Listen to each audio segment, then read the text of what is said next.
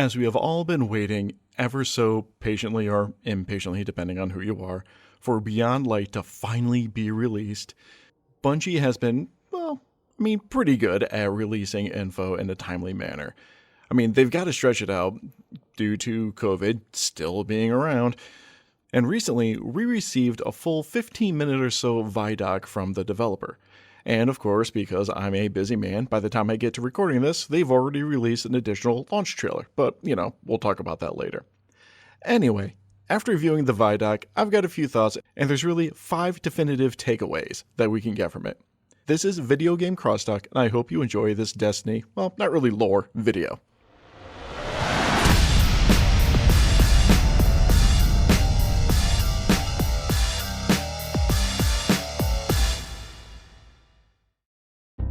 Alright, so I'm going to try this a little bit differently. Rather than writing out an entire script, I've just got some bullet points here and I'm going to expound on them, and we'll see how this works.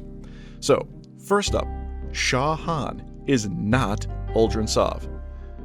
I read the article also about how Shahan is actually going to be Uldren Sov after he's been resurrected by Porkchop or Pulled Pork, whatever his ghost's name is. And, it's plausible. It was totally plausible. It made sense, but I just always felt that Aldrin was way too important of a character to be, and I don't mean this disrespectfully, but to be reduced to a location vendor. He's way too important for that. And we finally got our first screenshot of Shahan. And I don't know how significant this is going to be, but Luke Smith mentioned that his name comes from not one but 2 characters from the Fast and Furious franchise. Anyway, we really don't know much about him, except we're going to help him find his fire team in the Cosmodrome, and his main purpose will be the location vendor and helping new light players through the tutorial, and get to, have a little feel for the world of Destiny. Afterwards, it looks like he's just going to become a standard location vendor. We got a quick screenshot of it, and we can easily see where the weekly bounties and the daily bounties are going to be located. There's still plenty of extra space on the screen for additional goodies or rewards. What will happen with that? I don't know. Hey, we don't know how old this image is, and I'm sure Bungie doesn't want to give away too much. But, we'll see what happens. And for the Cosmodrome itself, we know it's going to be updated. Bungie is not going to do a straight-up drag and drop of a location into the new system. If you read the patch notes, we're going from Destiny version 2.something into Destiny version 3.0.0.0. This is a full overhaul of the system, and they're implementing all sorts of stuff. So basically, what we're getting in Beyond Light is the start of what Destiny 3 would have been if they were going to issue a full new release. So expect the Cosmodrome to have some type of updates for the new gameplay mechanics and game content, just like the Moon was. Alright, the second thing we can get from this Vidoc is Aldrin himself. Yeah, we get to see our first real look at Uldren Sov, and he looks as emo as he always is. And, this is really significant. We finally get to see Aldrin and what he has become. This is the first time that we've seen the Awoken Prince since he became the father of the Scorn, corrupted by Riven, and shot dead by... well, it never really was confirmed who shot Aldrin, is it? Anyway, he makes his return by running his sword through the back of a Hive Knight, and that Hive Knight was about to smash down on, Osiris. Yep, Osiris has got himself into trouble again, and we need to go save him again. For a legendary warlock, he does some great work. Dude. Alright, so be it. So we're going to be saving Osiris again, but whatever. But one really important thing about Aldrin's reveal is that emblem that's on his chest. Yeah, that's the emblem of the spider. And the spider is the vendor for the Tangled Shore. He's our disposed mob boss. He's our black market dealer. The spider basically runs an intel ring, which is essentially a spy network. And Aldrin was essentially the spy master for the Awoken people. This is absolutely a perfect fit. And this is also why I've really stopped doing any type of prediction type videos or content, because the professional writers at these studios always make better stories than whatever I could predict, which is why they're professional writers and I'm just making YouTube videos on the side. So, I mean, it makes perfect sense. Uldren absolutely is fit to be a master hunter in some way, but since he actually ran the Crows, his own spy network, while he was the Prince of the Awoken, it makes perfect sense for him to be working with the Spider to expand that network and to utilize and lean on the Spider's resources. Of course, this really puts a damper or really lessens the possibility of him becoming the Hunter Vanguard, but you know, we'll see what we do. We'll see where we go. We still got plenty of time. Personally, my little spinfoil theory is I would love to see Mithrax become the Hunter Vanguard as a political move to strengthen ties between the House of Light that he's establishing and the Vanguard itself. So, that would be fun to see. Point number 3, Xivu Arath. Yeah, Xivu Arath is back, and she's finally making an appearance. And for people who are new to the game, this is really significant. So, Xivu Arath is the third sister of the original Hive Gods, and I'm going to do a very fast recap of why this is significant.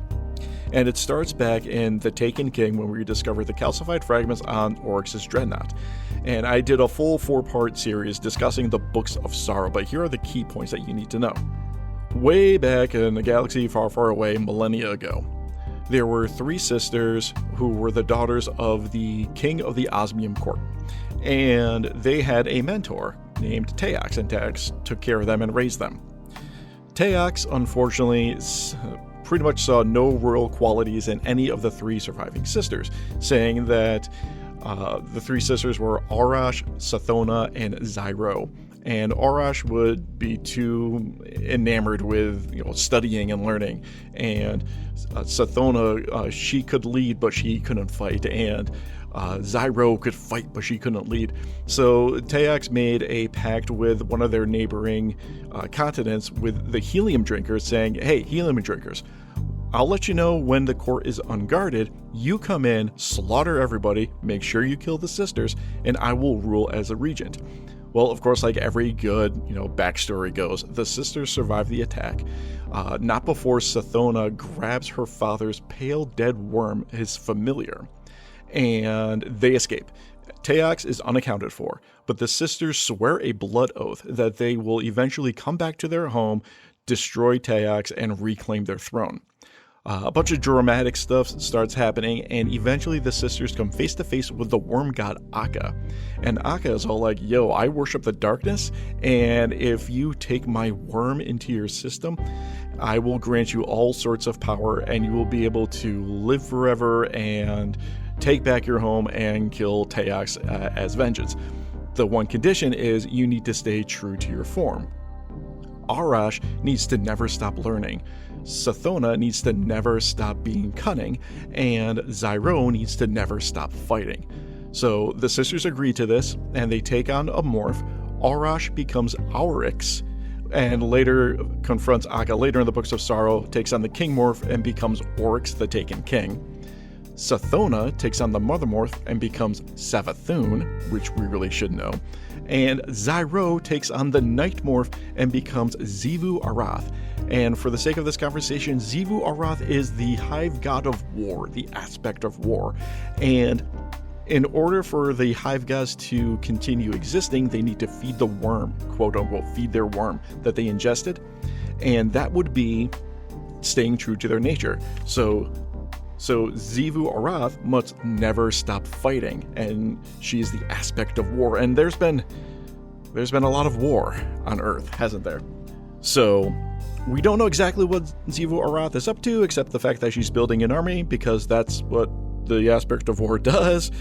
And something else worth noting in the Books of Sorrow, as the Hive Gods became more powerful, they established their own, quote, court. And Oryx's court, which could be found on the Dreadnought and back in D1, is a place where people can test their might and prove their worthiness by fighting Oryx's lieutenants. And Xivu Arath's court is the entire universe, specifically where there is war. So yeah, it was just a matter of time until Xivu Arath finally showed up again in the Sol system because, well, Red War and all that. The fourth thing we need to take away is it looks like we're continuing to gather allies. Now, the Vanguard has already been working some stuff with Mithrax and the House of Light, forming an alliance between humanity and the Elixni. But here's a screenshot, and clearly it's Zavala looking at a hologram projection of a pyramid ship, and he's got some of the Cabal next to him. So, what's going on there? We really don't know much, but this seems to be some type of enemy of my enemy is my friend type of thing. We've obviously defeated the Cabal repeatedly and sent them packing repeatedly. But now they recognize the darkness, and the darkness is something different. And humanity and Guardians, they're beginning to panic as well. So this is another case where it's like, I know. We did some stuff, we said some bad stuff, but can we be friends now? Because that thing's gonna kill everyone and everything. So it's definitely a gathering of allies at this point. And finally, the last thing that we got, number 5, would be a roadmap. So this has got to be really tough for Bungie, and I don't mean to be an apologist. It's more of being a realist. COVID-19 is still raging across the world, and that's just ridiculous in so many ways in my mind, but that's another story. So their team, and they're on their own now, they're no longer with Activision as per a while ago, so it's just Bungie working from home trying to develop this brand new expansion, hence the delay. And coming up to this, it was painfully obvious, blatantly obvious, that they were recycling content and material as far as the Festival of the Lost and the Solstice of Heroes. But you know what? I'm totally fine with that. They're working from home. They're giving us some, seasonal timed events. Yeah, we got the exact same European aerial zone. So what? We got the exact same or nearly the same haunted forest. So what? We went in, we had some fun, we blew stuff up, we got some new shinies. Awesome. As far as the roadmap is concerned, there's nothing that we weren't expecting. So the Dawning is still coming. There's going to be a few other events coming. We know that the raid is going to be coming. So you can go take a look at that. It's in this week at Bungie. And I'll throw a screenshot of it really quick. And it's a roadmap. So if you're wondering when certain things are going to become active, take a look at this. And just a little bit of spin foil I want to throw there. Being that the raid is confirmed now to be the Deepstone Crypt. I'm not sure if it was confirmed earlier, but we know for a fact it's Deepstone Crypt, that's the name of it.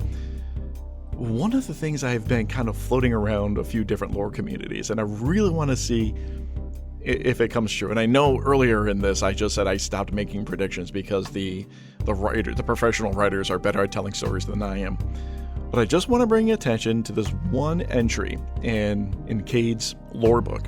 And it deals with, if we're ever to enter the Deepstone Crypt, be on the lookout for another Cade. He stopped counting at 6. Just something about the number 7 gave him the heebie-jeebies. So if you ever run into a Cade 7, be on the lookout. Someone's not playing by the rules. You may want to take care of that. So we're going to the Deepstone Crypt. We know Bungie has a fascination with the number 7. And Cade explicitly told us, if you see a number 7, that ain't me. You may want to take care of that. Don't know if we're going to run into him in the raid. Don't know if he's going to be the raid boss. But at some point, I really suspect we're going to see a Cade 7. And this little self-fulfilling prophecy will come true. So we'll see what happens with that. And that is it for this video. Thank you so much for listening. If you'd like to support the channel but can't think of anything to leave us a comment, leave the word, stasis. Let's go with stasis. In honor of the new abilities that we'll be unlocking once Beyond Light drops. So thank you so much for watching. If you'd like to hear more lore explained in this content, please subscribe to this channel. Also, you'll be able to keep up with my regular podcast, Videogame Crosstalk, the monthly podcast of gamers talking tech science and whatever else comes to mind. And until the next time, I'll see you in the tower.